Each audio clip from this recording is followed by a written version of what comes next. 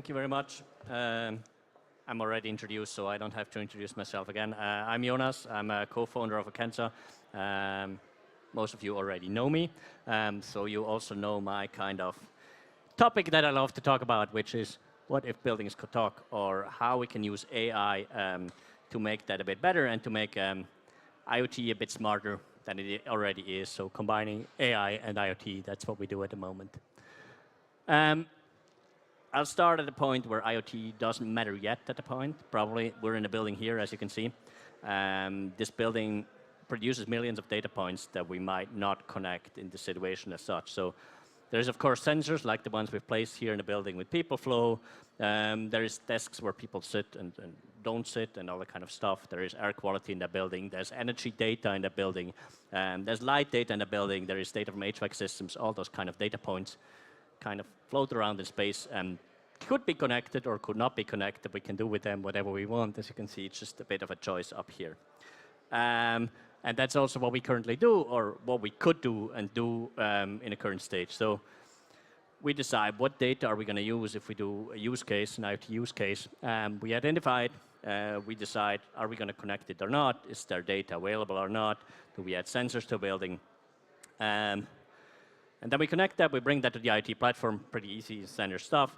And then we can consume it in those kind of beautiful dashboards and BI tools that you all know and love, all know and love. And that's the way how it is today. And that's how we probably connect most of the buildings. That's also something that Accenture does for quite a while already. So the ones who know us know that we're pretty good in taking all those kind of data points that are around there in the world. That come from IoT or from LoRaWAN or from wherever that is. That come from software tools, cloud to cloud. So you have your reservation system. You want to get your data out of the reservation system into your use case. Pretty easy as well. Have other external sources where you get your data from. It might even be the guy that ticks up a bottom right, count something up. Have your BMS, your building automation system. That goes into the Accenture platform or any other platform that might be there around. You unite that data, you work smarter with that data, and then you go into the dashboard that we presented before. So what we notice is we have millions of data points, but they're never used. I mean, that's just reality. Usually, why? It takes too much time. So connecting anything is kind of resource heavy. If your boss asks you about a use case, you first have to think of it, you first have to connect it. The action is just so slow, it never happens. The data quality is usually poor. You get tons of data that nobody uses, that you actually need to.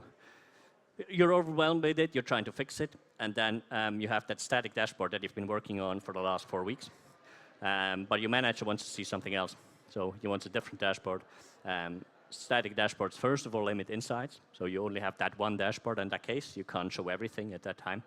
And they're just slow, as I said. It takes a long time to build them. And then you're just missing the expertise. So first of all, you miss the expertise on different topics in your building that you want to ask. You need a specialist that tells you about energy monitoring or about your energy data. You need a specialist to build the dashboard. That's just too heavy and too slow. So that's kind of why we don't see all those use cases exploding all over the place all the time. So we thought, why not add some generative AI to that whole mix that we already have? So we already have the data points floating around in the space. We already have the connector to the platform to unify the data. We could add some generative AI and combine broad knowledge with actually real data that's actually there in the place. That's what we've been doing last year. That's Genio. That's part of our product by now. So we've been running that successfully with certain customers, with certain data sets of those customers, and brought that actually into life. Why is there an advantage in that? Or why do we have an advantage in actually doing that, what we do? Sorry, I'm out of text. 5 seconds. So you get real-time analysis. You can ask a question. The question will right away be answered. You can actually ask a question in natural language. So you can ask the tool to give you an answer on that topic. You have insights of all those data sources that you've connected before, not just one static dashboard. And you have personalized insights for every role. So your C-level guy can actually ask his question in C-level language that he wants to know and doesn't have to ask the facility manager to build a dashboard. That's the kind of thing that we've seen. Here are some examples. So what data is available is one of the questions. Is the sensor available? Is the energy data available for your thing? Pretty straightforward and pretty simple. What are we collecting in that building? So what data can I use or can I ask questions about? How is the building being used? Standard questions on kind of, that's people occupancy. So what are you doing? Who's there? Are the meeting rooms free in that building, for example? Typical employee question that we cover in a sign screen at the moment. Can I improve anything? That's kind of getting more complicated, right? Can I improve my data? So can I work with my data? And is there any optimization? So to say the optimization stage is definitely the one which is more complex and where we still have to do a lot of work and put a lot of work in that. So what if your building could talk? You could optimize space usage, you could reduce energy consumption, increase building comfort, and achieve sustainability goals. Classic. A lot of learnings. We've done a beta phase. So we've been running Genio now for a year on certain of our key clients on big data sets. So it doesn't work if we only have a few sensors in a building. We need actual big pools of data. The results are very user dependent. So a lot of questions is, can the user actually write a prompt and understand what he's doing with that building data? Because the guy who asks about sensors that are non-existent or data pools that are non-existent will be dissatisfied pretty quickly. Data quality, big topic. So do we actually have the data quality that we need to do AI based on the models that we have? Metadata is a big topic, and I'll talk about that afterwards. So what we have noticed is that people are not asking questions about raw data. So I need to do a lot of metadata around the sensors that are around. I need to put them into space. People will not ask about the air quality sensor in the 3rd floor. They will ask about the air quality in a room or a space that needs to be basically connected with that sensor. And we need a lot more aggregations and database functionalities to ensure performance and that the total thing works. People have started to ask questions about aggregations, for example, as the example that you see down there. Can you tell me the 15-minute interval with most coffee consumption in my building at what date in that year? So my time series database that I have in a classical IoT case and use for a dashboard might not be well enough anymore. So I need to do a lot of work on the database as well. 2 initiatives that we see or that we work on at the moment with that thing that we have here.